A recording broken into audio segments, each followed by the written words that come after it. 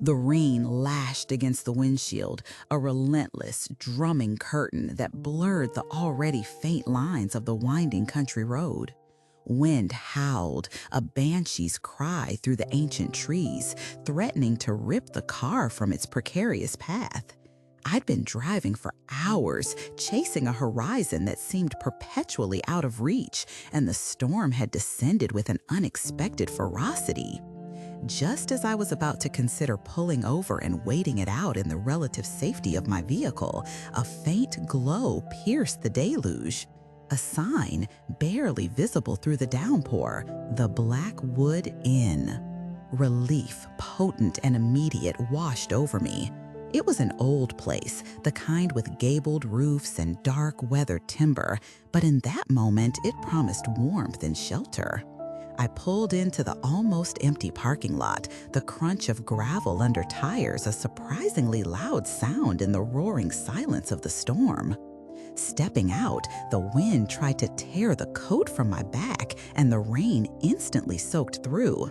I hurried to the large, ornate front door, pushing it open to reveal a surprisingly quiet lobby.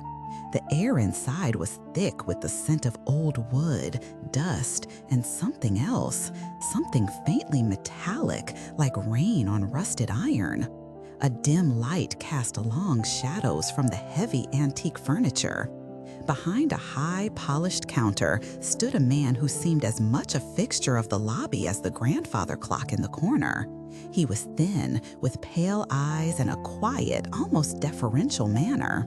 "Welcome to the Blackwood Inn," he murmured, his voice a low rustle. "Checking in, I presume?" I nodded, feeling a peculiar sense of calm despite the raging storm outside. We completed the brief formalities. He handed me a heavy brass key. "Room 304, sir. Up the grand staircase, 3rd floor, last door on the left." His gaze seemed to linger for a moment, a fleeting, unreadable expression, before he gestured vaguely towards a dimly lit hallway beyond the stairs. My room was simple, clean, and blessedly warm. A tall window overlooked the thrashing trees, but the thick glass muted the storm's fury to a distant murmur.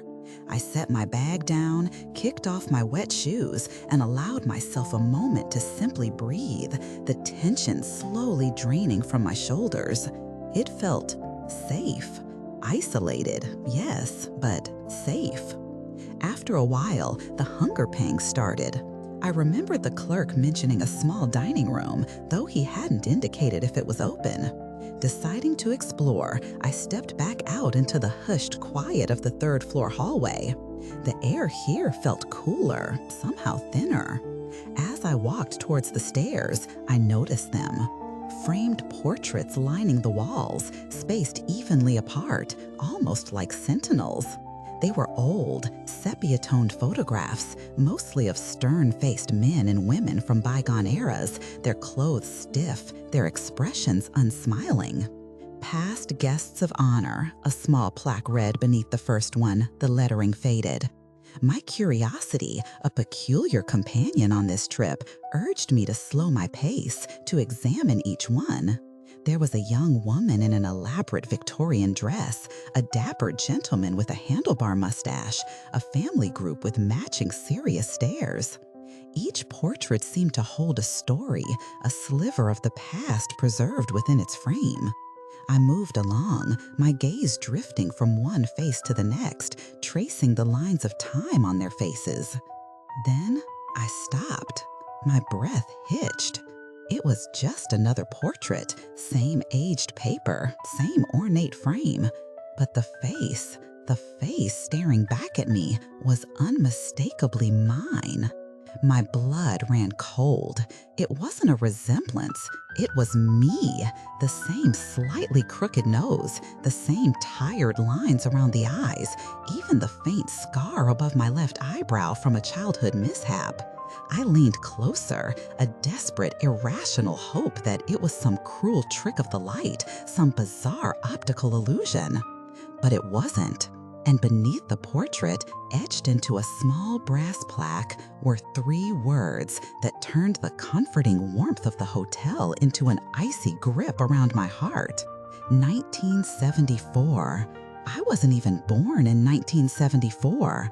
A laugh, high-pitched and strained, bubbled up in my throat, half hysterical, half terrified. This had to be a joke, a macabre, utterly tasteless prank. My mind raced, trying to rationalize what I was seeing, perhaps a distant relative, a doppelganger. But no, it was me, the current me, as if a photograph had been taken moments ago and aged a century. Panic, raw and unadulterated, began to throb in my temples. The quiet of the hotel now felt oppressive. The shadows in the hallway seemed to deepen, to coil around me. The scent of old wood and dust now felt like the air in a forgotten tomb. My safe haven had become a gilded cage. I didn't think, I reacted. My legs, suddenly leaden, propelled me back towards the staircase. I stumbled down the broad carpeted steps, my heart pounding a frantic rhythm against my ribs. Each creak of the old wood, each groan of the storm-lashed building outside seemed to amplify the terror rising within me.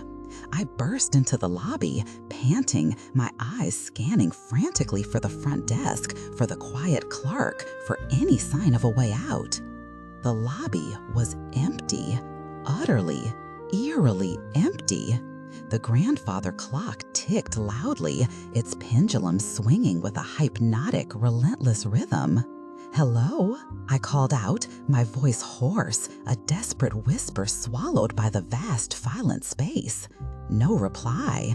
My gaze snapped to where the heavy, ornate front door had been just an hour ago, the door that had promised shelter, the door I had walked through to escape the storm.